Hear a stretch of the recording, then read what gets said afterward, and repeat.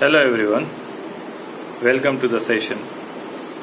Today we are going to discuss about Coulomb's law and we will also see the problems based on the Coulomb's law.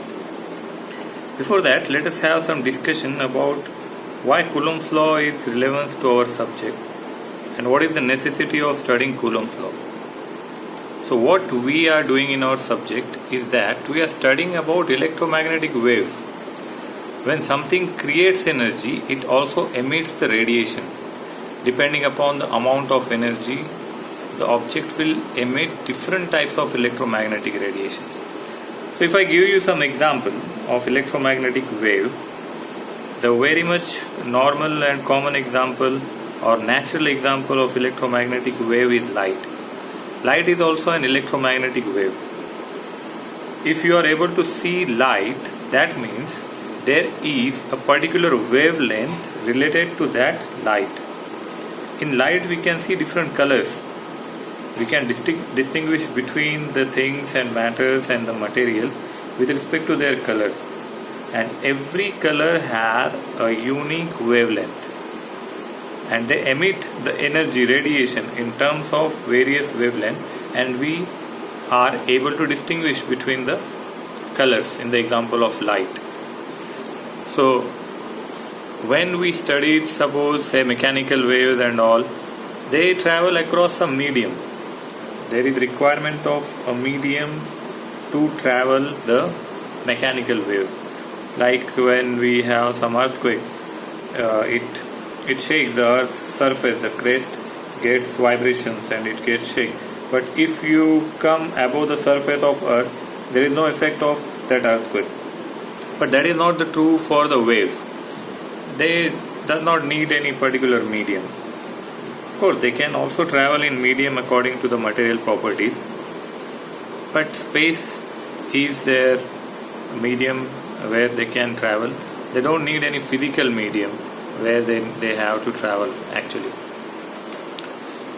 So further we know about electromagnetic waves that they propagate. They travel from one place to another place in the space. Now from where do we get these electromagnetic waves? We get, say, we use mobile phones and all, and we get them from the signals, say from TV stations, mobile stations, and they travel in the space surrounding us. But we are not able to see them. And what these signals are coming, they are like a particle-less object, like there is no direct movement of electrons in space. Electrons move in the antennas and the power stations or the cell towers or the mobile antenna, but they do not get out of the system. But the vibration of these electrons creates the wave in the space. So this energy, the emitting energy, it comes basically from the electrons. Sorry. So what are these electrons? These are available in all kind of atoms. In every atom there is a basic particle which is rotating around the nucleus is electron. So electrons are available everywhere, and these electrons, we can say, are the basic generators of the electromagnetic wave. And what are these electrons? These are simple charges. So electron is a material, they vibrate and they emit energy in the form of photons. And these photons propagate across the universe. We get satellite communication, we get the mobile communication, wireless communication, there are many kind of communication ways where the waves are occupied by the space, and these waves are made up of these photons, the photons energy which is coming out of the vibration of electrons, and this is happening inside the circuit. The movement of electron, which is nothing but the current, this all happening inside the circuit. So these electrons, which are the charges, is the basic thing which is required. So for studying electromagnetic wave is something which is time varying property. It is changing with respect to time and space. So for complete understanding of waves, we have to understand the meaning of this particular concept. If we concentrate on the concept of electromagnetic fields, say if we have electromagnetic fields, so how this particular word is created?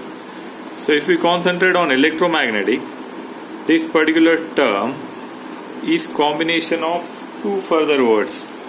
So it is, first thing, it is related to electric field. Second, it is related to magnetic field. So electromagnetic fields is combination of two concepts. One is electric field, another one is magnetic field. So electric field, electric means related to electricity. What is electricity? The electricity is the movement of current. When we say current is flowing, then we say that there is movement of a charge, and that charge is negatively charged particle. We call it as electron. If we discuss the broad meaning of field, what is field? Field we can define in a simple way like any place where number of forces are acting together. For example, if we consider a playground is a field of games where number of players act together to win. Or if we consider a classroom is a field of knowledge where number of forces act together to gain knowledge. Similarly, electric field is a place where number of electric forces act together to flow the current. And when this current flows across the antenna and all, and then this energy goes out of the antenna end and it gets travel in the form of wave. So, first we are having a concept of electric field. In first part we will discuss about the electric field. In that we will specifically discuss about electrostatics. So similar concept we can get from magnetic field as magnetostatics. So what is, again we can have understanding of the meaning of this particular word electrostatic. So we prefer to understand the exact meaning of the topic or the subject we are studying. It gives us more clarity about the topic. Before studying any topic, we should first realize the meaning of the topic, meaning of the subject, what exactly it means. It helps a lot to understand the topic in an easy way. So electrostatic is combination of again two words. First is the electric field, what we have described here. So this is electric field, electro related to electric field, static which is in rest. Who is at the center of all this story is a charge, an electron. So we can consider that this charge is in rest and we have to study its behavior when it is not moving. So we should be able to understand the various basics of charge. So for that we'll explore the charge. So charge is the very basic object which we require. It may be positive charge or it may be negative charge. So if we talk about electrons, electrons are negatively charged particles. If you see here, if we consider a positive charge, then the force lines go out of this charge. If we consider negative charge, the force lines come toward the charge. Now what are these force lines? Just now we have discussed about the number of forces working together. The number of forces working together are termed as the electric field. When we talk about electric field, that means there are number of forces working around that particular field. Electrons we cannot see. electrons we cannot feel. It's like same like magnet. So like if suppose magnet is there, magnet gets attracted towards each other, but we cannot see the force present in the magnet. See, we can have the repulsion. Same concept will be true for the charges. Similar charges will repel each other and opposite charges will attract each other. So if there is something across this magnet, there are some force lines across this magnet which is repelling or attracting the another magnet. But can we see the force lines around the magnet? We cannot see, but we can feel it. Similar way, when we talk about a conductor, a wire, there are so many wires on the plug, and all of them are carrying the electrons, the charged particles, and they are moving inside, but we cannot see them. Electrons are invisible, but we can feel them. Of course, if we touch them, we get the shock and we can have the proof of their existence, but we prefer not to do that. The point here is that there is some kind of force lines present across the electric and magnetic field. And when we talk about the electric field, the charges, they also have some force line across that. It creates the electric field. If we consider the positive charge, then the force lines go out of the charge. If it is negative, the force line go inside the charge. Now further, if we talk about these charges, so what is the unit of charge? The unit of charge is of course Coulomb. That is also our topic, the Coulomb's law. Coulomb is unit of electric charge. Now how it is defined? Coulomb is defined like it is the charge transported by a constant current of an ampere in 1 second. What is ampere? Unit of current. When we talk about charges, we must have some kind of current and the charges must move on. And if we talk about electron, so electron have some particular charge, a fixed charge on themselves. That value is a negative charge for electron minus, it is 1.6 into 10 to the power minus 19 coulombs. So this is the value which is present on 1 electron. And what will be the total value of 1 coulomb? Usually this question comes in multiple choice questions about the what is the how much charge is present in the coulomb, 1 coulomb. Many students, they write the value of charge on electron, but 1 coulomb is not about 1 electron. It is about a current of 1 ampere in 1 second. So that value comes across 6.25 into 10 to the power 18 electrons. So in 1 coulomb you can see we have huge amount of electrons. There are many electrons traveling across particular area. So in previous session we have seen the charge types. We'll wait for its constant thing. Let it be. The camera is having some problem. Let's wait.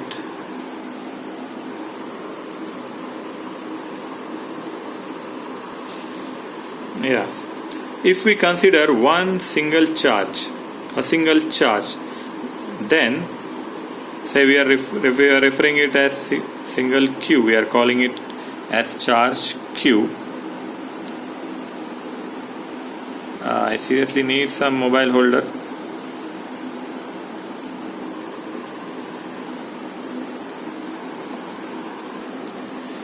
Okay, I think after this lockdown gets completed, I must get a mobile holder. So say we can consider a single charge. If we consider a single charge represented by Q, then the value of this charge, if it is negatively charged particle, then it will be minus 1.6 into 10 to the power 19 coulombs. But what if we consider the line of charges? If it is a conductor, on a conductor we can consider there are number of charges present in that particular line. There will be complete density of these charges. We usually refer it as rho L. So if there are million electrons, that is the density of this particular line charge, then we have to multiply with this factor for each electron. So similarly, we may have surface charge distribution. Our charges may be distributed on a surface, and total number of charges we have to again multiply with the value of 1 electron. 1 electron into the total number of electrons will give us the total density of the electron. So this is something we have to remember. And then again we may have a volume charge. The electrons may be in a volume. Everywhere in the volume it is referred as rho v, and the value of electron can be multiplied with this particular thing. Now other properties of these charges, what we have to explore is, so the charges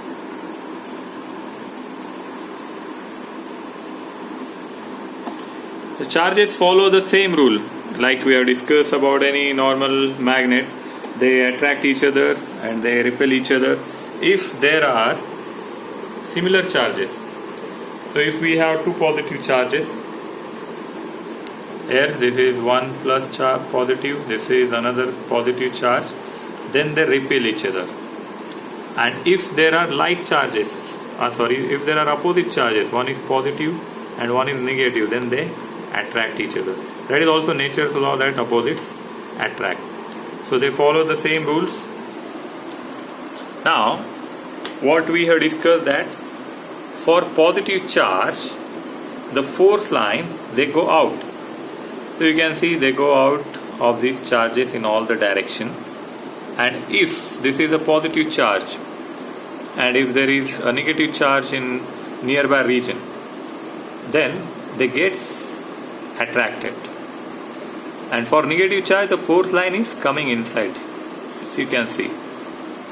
And if there is another positive charge next to this negative charge, he is also applying some force line on this charge, and there are the force line going out of this positive charge, and this negative charge is taking forces from both the charges. And all these force lines, electric field lines, are perpendicular to this particular charge. That we will discuss in the topic of electric field intensity. What we have to understand here is that we have to study the force between the charges. The Coulomb's law is all about the force between the charges. So that we have to discuss. Now let us have a discussion on Coulomb's law. So we have Coulomb's law with respect to charges. So forces between charges are given by the Coulomb's law. Briefly discuss about the Coulomb. The full name of Coulomb was Charles Augustin de Coulomb, and he published this thing in 1783. So if we talk more about Coulomb was a French scientist, and basically he was in army. He was an army man and he was an engineer in the army, and he was involved in various construction of the forts also. And he made one fort which was entirely made up of wood. Why usually I discuss about the scientist and their multidisciplinary knowledge, it is to just give you an idea that one person may have a particular field, but he can parallelly excel in another field by using the knowledge of the previous one. So all of us should try to do that. So this is about the Coulomb. Now we will discuss about the Coulomb's law. What Coulomb stated, that the force between two charges, if we consider two charges, so we have charge Q1 and we have charge Q2. If we consider two charges separated by some distance, say some distance r,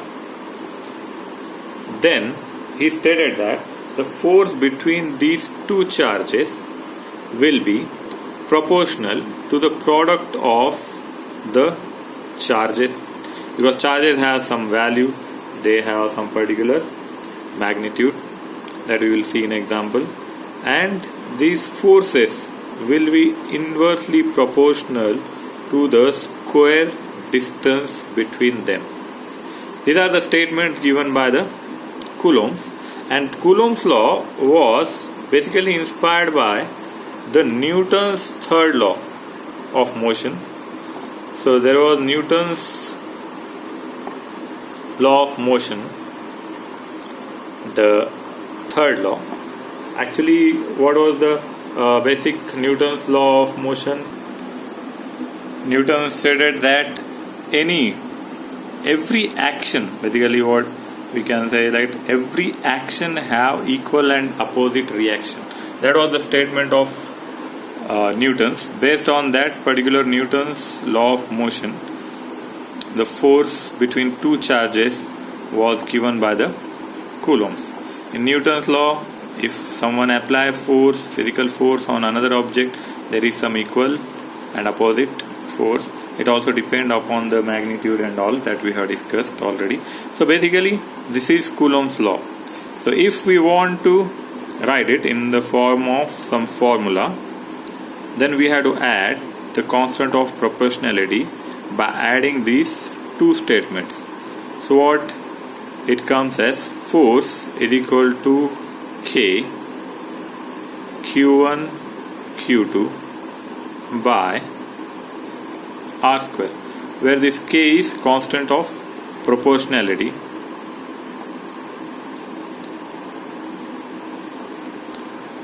Right. So now K has a fixed value that we will discuss. Before that, we will see the charges in some 3D form. So here we can see that there are two charges separated by some distance r in space. A space can be like this also, we can represent in a space. This is Cartesian coordinate system. It's same like our any room or something where two charges are separated by some distance. Now here you can see these charges are present at some random location in space. What problem occurs when we study from the textbooks? A textbook or our notebook or the whiteboard or the blackboard in the classroom is a two-dimensional object, and we have to study something which is present in the space in 3 dimensions. So that is also one reason why imagination is very much important in this subject. So here we are representing Coulomb's law, which is force equal to K into Q1 Q2 by R square. Now let us discuss about this force and this constant of proportionality. What we know about force already is that force is a vector quantity. Force is a vector quantity. It has magnitude as well as direction. So we are talking about a force which is a vector, and then it is operating in space. So now in many practical cases, in examples, there may be many charges present in space, and examiner may ask you that find out the force on Q1 due to Q6 or Q5 or Q2 or all of them. So if Q1 is applying force on everyone, we can find out the force applied by Q1 on all other charges. So charges, say in this particular case, are available in static condition, and what we have to do is to find out the force on different charges due to particular given charge, because everyone is applying force on everyone. So force may be attractive force or force may be the repulsive force, but there is some kind of force which is applied by charges. So here we will discuss about the constant of proportionality. Its value is constant. It is given by 1 upon 4 pi epsilon. So we will try to explore. When we talk about space, and in space we are talking about electric field, and the charges, they are more related with a spherical shape. So of course no one has seen the charge, and charge can be represented as a dot, a point. For our understanding purpose we are exploring it, but whenever we explore it in all direction, the shape what we get can be of a spherical shape. And electric term, when we talk about electric field, electric medium, we have to get some kind of permission from the medium. That is called as the permittivity of the medium. We have to consider the permission of medium, how much he is allowing the signal in that particular medium. It's like visa kind of stuff. So this epsilon is again given by two parameters. This epsilon is given by epsilon naught and epsilon r, where epsilon r is relative permittivity and epsilon naught is the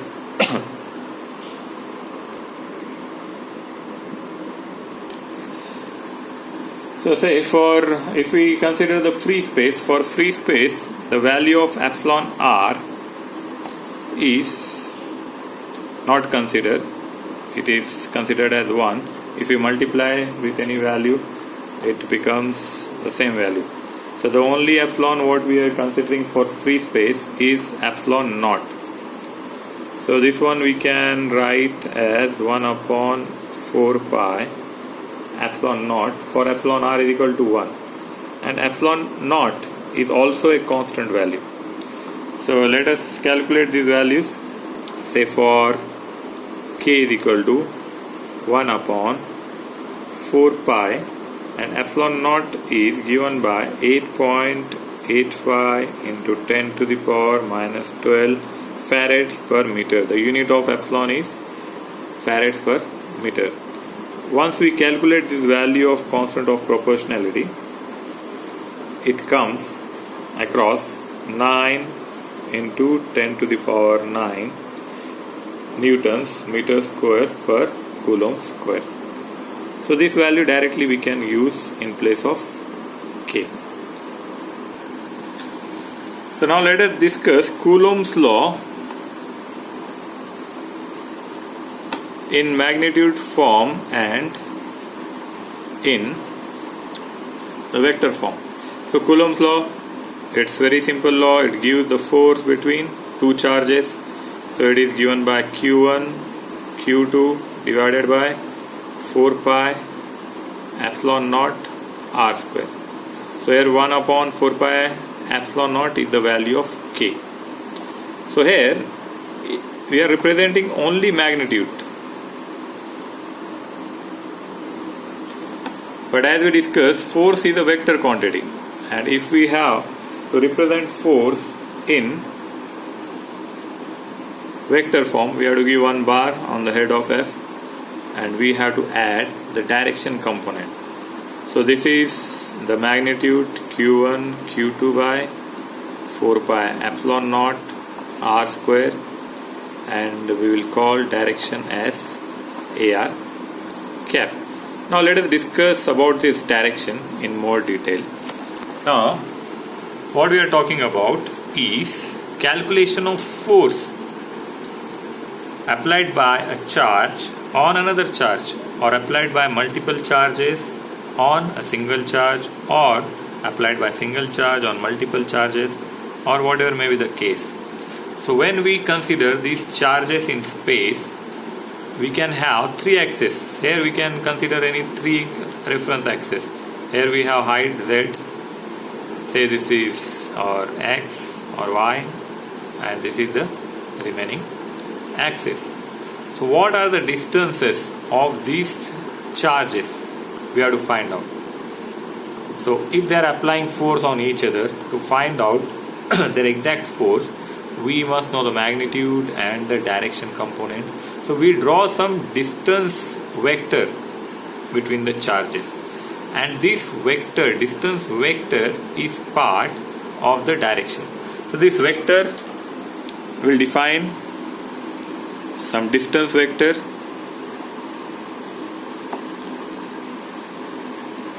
it is given by r bar. So this is magnitude of the distance. This is the magnitude of distance which is already part of this expression. We'll explore it more with reference to electric field intensity in next videos. Here we are talking about the distance vector r bar. So this vector will be combination of magnitude and direction. So magnitude of this is say simply r or mod of r, and its direction we are denoting as ar cap.